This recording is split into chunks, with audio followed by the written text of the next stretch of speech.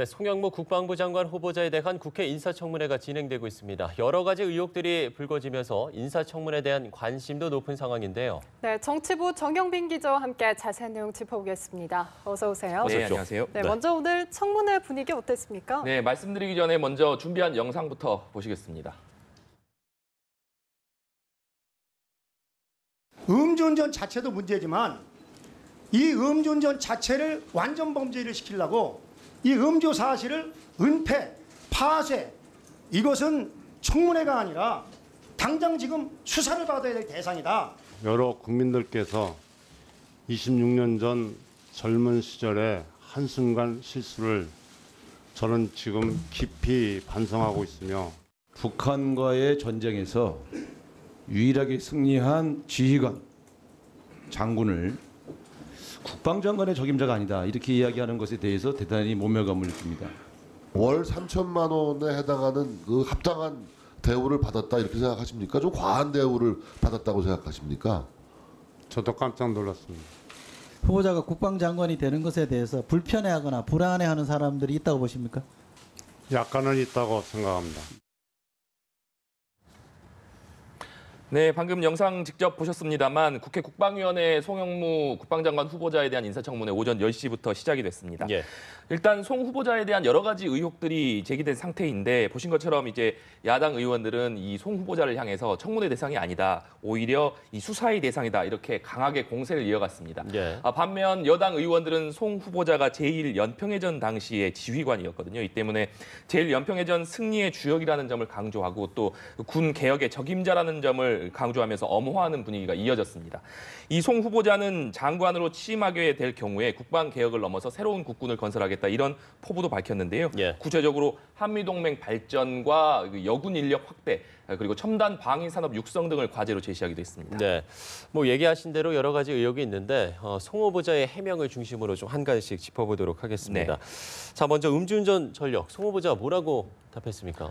네, 앞서 영상에서도 잠깐 보셨는데요. 먼저 자유한국당 이 김학용 의원이 음주운전 논란을 집중적으로 지적을 했습니다. 예. 이송 후보자가 해군 중령 시절에 음주운전이 적발이 됐는데 이 당시 측정된 알코올 농도가 0.11%였다 이렇게 밝혔습니다.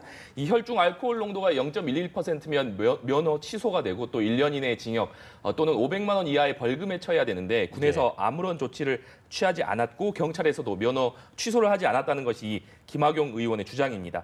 이 김 의원은 경찰을 돈으로 매수해서 사건 관련 서류를 손으로 찢어버렸다는 제보도 있다 이렇게 주장하기도 했거든요. 이에 대해서 송 후보자는 이에 대해 송 후보자는 26년 전 젊은 시절에 했던 한순간의 실수를 깊이 반성하고 있다. 널리 양해를 바란다고 사과를 했습니다. 또 이 알코올 농도가 0.11%면 운전면허 취소가 된다는 것은 당시에 전혀 몰랐고 이 진해경찰서에서 당시 음주 측정을 받았는데 그 이후에 결과가 어떻게 나왔는지 전혀 몰랐다고 해명을 했습니다. 또 조사 자료를 은폐하거나 경찰을 매수하려 했다는 지적도 사실이 아니라고 부인했습니다. 이 추가적으로 조금 전 오후 질의에서 김학용 의원이 추가 음주운전 의혹을 제기하기도 했거든요. 예. 이 노량진 당시 경찰서에서 이 송 후보자가 음주운전을 하다가 적발됐다 이런 의혹을 제기했는데 송 후보자는 이에 대해서 본인이 아니라 동기생이 운전을 한 것이었다. 본인은 직접 운전을 하지 않았다 이렇게 해명하기도 했습니다. 예, 또 음주운전에 이어서 고액 자문료도 논란이 되고 있는 부분인데요. 이 부분에 대해서는 어떤 해명이 있었나요?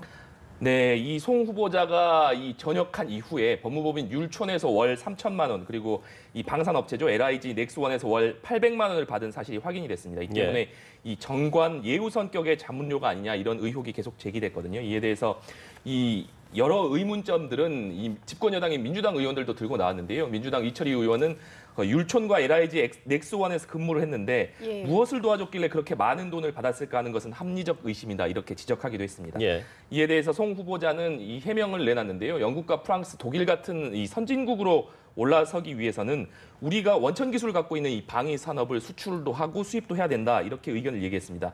이에 대해서 법률적인 지원을 할 수 있도록 제도를 만드는 데 의견을 제시했더니 이 율촌에서 수락을 했다 이렇게 밝혔거든요.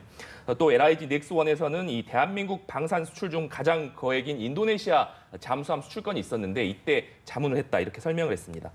송 후보자는 또 이 선진국의 경우에는 현역 장교나 장군들도 이 방산 수출을 위해서 방산업체 직원들과 출장도 같이 가고 지원도 많이 해주는 것이 있다 이렇게 설명하기도 했습니다. 예. 이 정리를 하자면 이 고액의 자문료를 받은 사실이 관련 계약을 따내기 위한 전관 예우가 아니라 오로지 방산 수출을 위한 자문이었다 이런 얘기입니다. 예. 율촌으로부터 받은 월 3천만 원의 보수에 대해서는 계약서를 당시에 작성하지 않았기 때문에 구체적인 액수는 몰랐다. 나중에 자신도 이 3천만 원이라는 금액을 알고 난 이후에 깜짝 놀랐다. 이렇게 해명을 하기도 했습니다.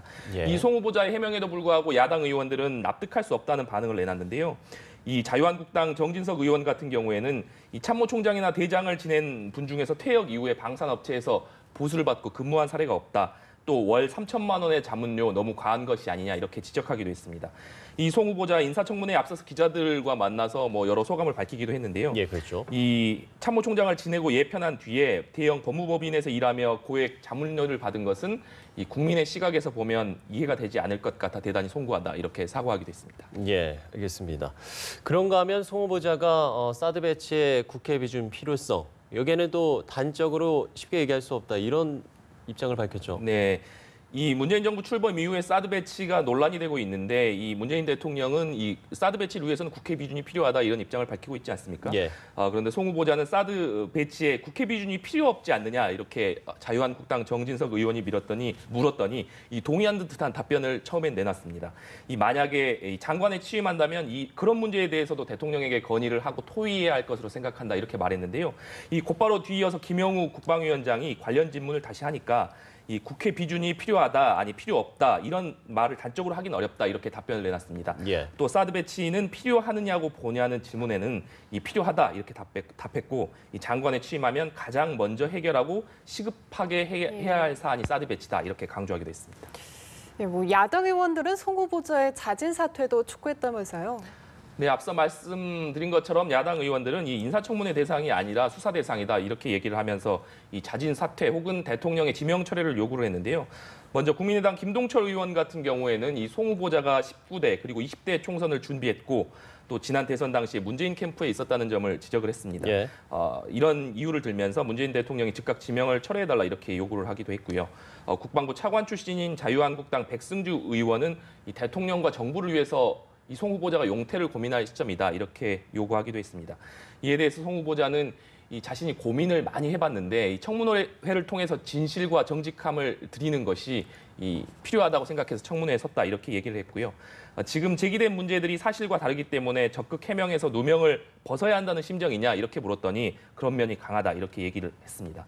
한편 또 오늘 흥미로운 대목이 있었는데요. 민주당 이철희 의원이 국방부가 이 평소 같으면 절대 내놓지 않았을 자료들이 쏟아지고 있다고 얘기를 하면서 예. 이 송 후보자가 장관이 되는 걸 불편해하는 사람들이 있다고 생각하느냐 이렇게 물었거든요. 이에 대해서 송 후보자가 약간은 있다고 생각한다 답하기도 했습니다. 이 답변을 두고 이 송 후보자가 장관에 취임할 경우에 이 국방부에서 아무래도 인적 쇄신 또 개편을 이끌지 않겠느냐 이런 소신을 반영한 답변이 아니냐 이런 해석이 나오기도 했습니다. 예. 자, 이후에 청문회도 좀 지켜봐야 할 것 같습니다. 네, 지금까지 정치부 정영빈 기자와 함께 송영무 국방부 장관 후보자 인사청문회 관련 이야기 들어봤습니다. 고맙습니다. 네, 감사합니다.